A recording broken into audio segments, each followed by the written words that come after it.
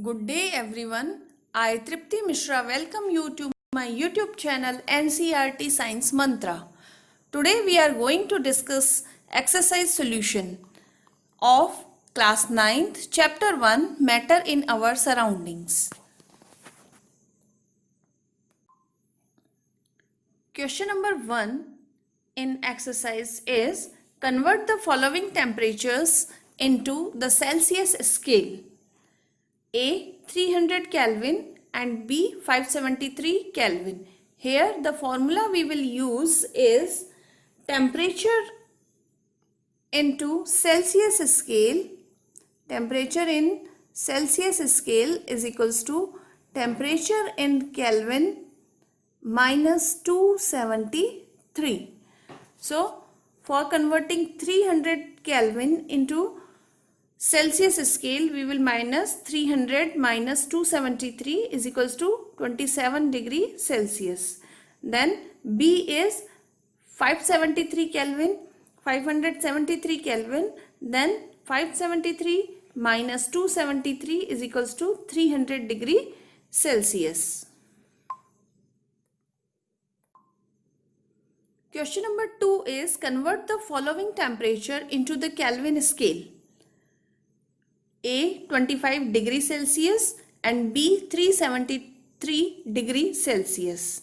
For converting temperature of Celsius into the Kelvin scale, the formula we will use here is temperature in Kelvin is equals to temperature in degree Celsius plus 273.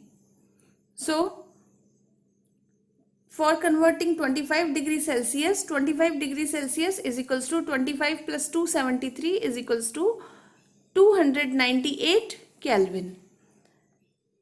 Like the same, B 373 Celsius is 373 plus 273 is equals to 646 Kelvin.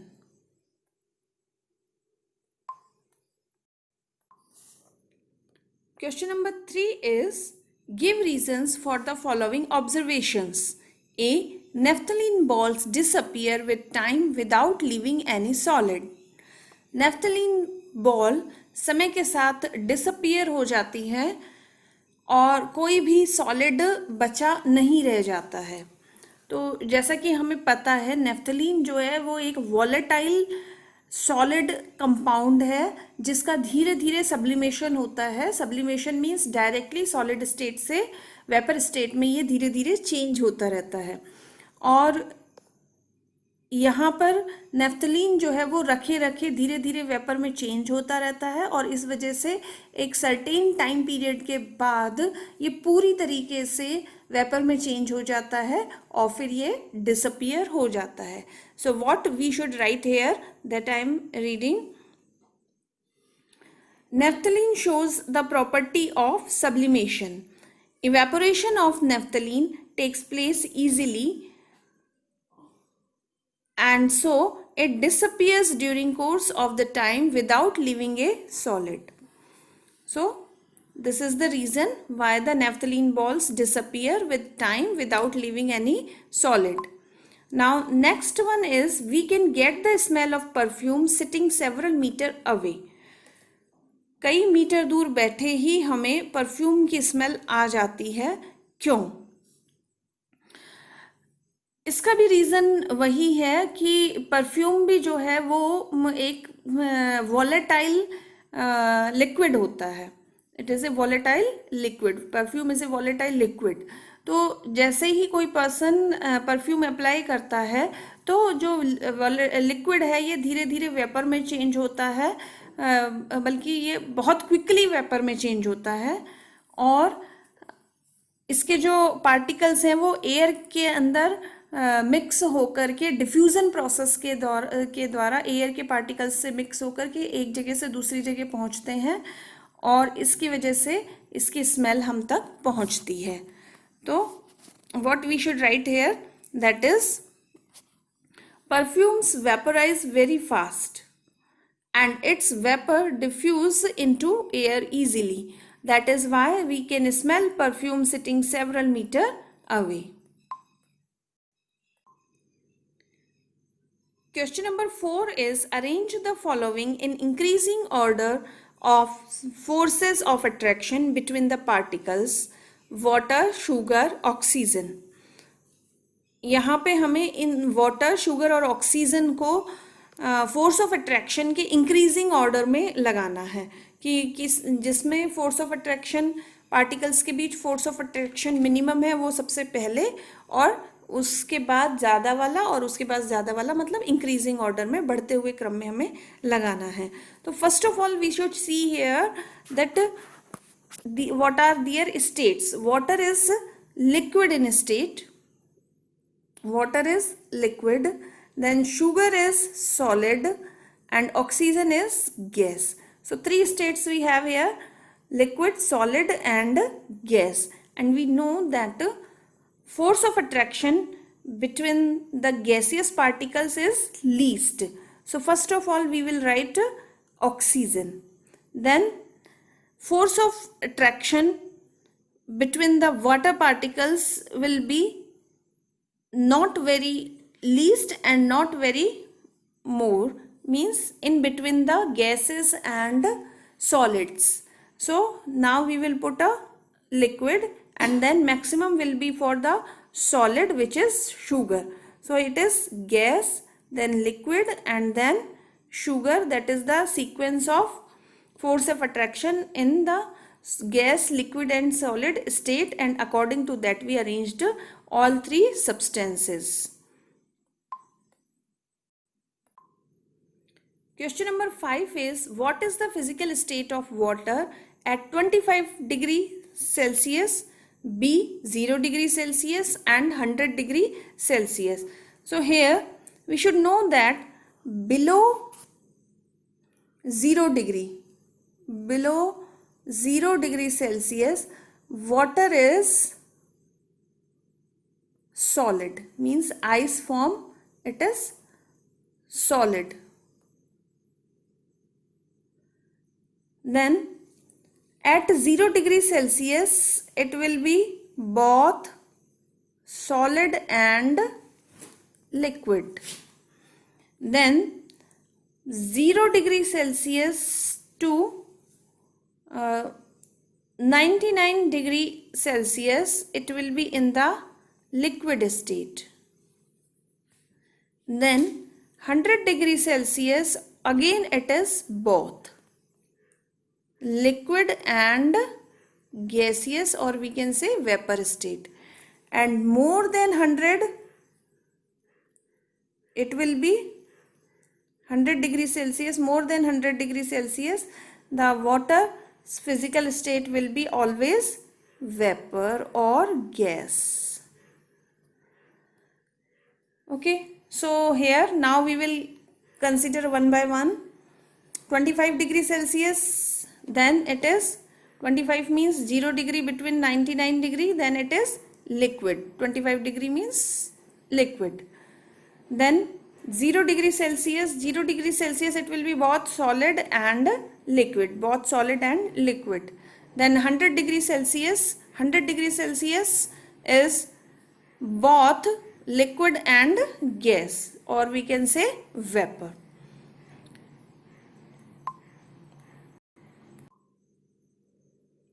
Question number 6 is give two reasons to justify A. Water at room temperature is a liquid. Room temperature पर पानी जो है वो liquid होता है.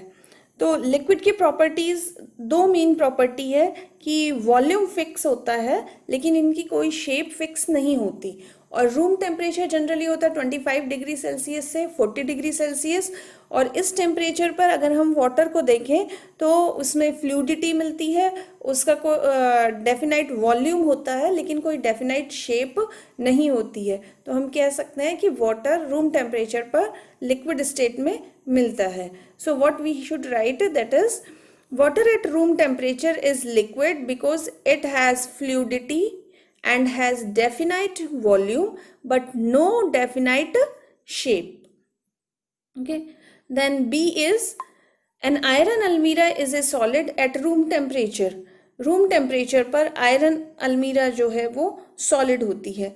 तो यहाँ पर सॉलिड्स की जो प्रॉपर्टी है वो है फिक्स्ड शेप और फिक्स्ड वॉल्यूम, और रूम टेम्परेचर पर हमें देखने को मिलता है कि आयरन अलमीरा की रिजिड होती है, फिक्स्ड एक शेप होती है और उसका एक फिक्स्ड वॉल्यूम होता है, और इसलिए हम कह सकते हैं कि आयरन अलमीरा जो है वो रूम टेम्परेचर पर सॉलिड होती है. So what we should write here, an iron almirah is a solid at room temperature because it is rigid and has a definite shape. Question number 7 is, why is ice at 273 Kelvin more effective in cooling than water at the same temperature? 273 Kelvin पर ice जो है 273 kelvin के water के compare में cooling के लिए ज़्यादा effective क्यों होती है? मतलब आइस भी 273 केल्विन का है और वाटर भी जो है वो 273 केल्विन का है, लेकिन कूलिंग में ज़्यादा इफेक्टिव होती है आइस. तो फर्स्ट ऑफ ऑल हमें पता होना चाहिए 273 kelvin means 273 kelvin means 0 degree Celsius. 0 degree Celsius means melting point of ice. Melting point of ice. This is. अब 0 डिग्री सेल्सियस की जो आइस है उसकी एनर्जी लेवल कम है, पार्टिकल्स बाउंडेड है, एनर्जी लेवल कम है, और जब ये 0 डिग्री सेल्सियस की आइस कुछ और हीट एब्जॉर्ब करेगी जिसको कि हम कहते हैं लेटेंट हीट ऑफ फ्यूजन, उसको एब्जॉर्ब करने के बाद ये 0 डिग्री की जो आइस है, आइस जो कि सॉलिड स्टेट में है, वो latent heat of fusion absorb करने के बाद चेंज होगी वाटर में जो कि लिक्विड स्टेट है. यहाँ भी टेम्परेचर 0 डिग्री ही शो होगा और लेटेंट हीट ऑफ फ्यूजन को एब्जॉर्ब करने के बाद भी टेम्परेचर 0 डिग्री सेल्सियस ही शो होगा, लेकिन यहाँ एनर्जी लेवल पार्टिकल्स का कम है और वाटर में एनर्जी लेवल पार्टिकल्स का ज़्यादा है. तो अगर हम कूलनेस या कूलिंग इफेक्ट की बात करें तो आइस का कूलिंग इफेक्ट ज़्यादा होगा वाटर के कंपेयर में. So what we should write here, ice at 273 Kelvin is less energetic than water. It is because of the difference in the latent heat of fusion which is present in water at the same temperature in the form of extra energy. Question number 8 is, what produces more severe burns, boiling water or steam? ज़्यादा severe burn या जलन किससे होगी, boiling होते हुए water से या steam से?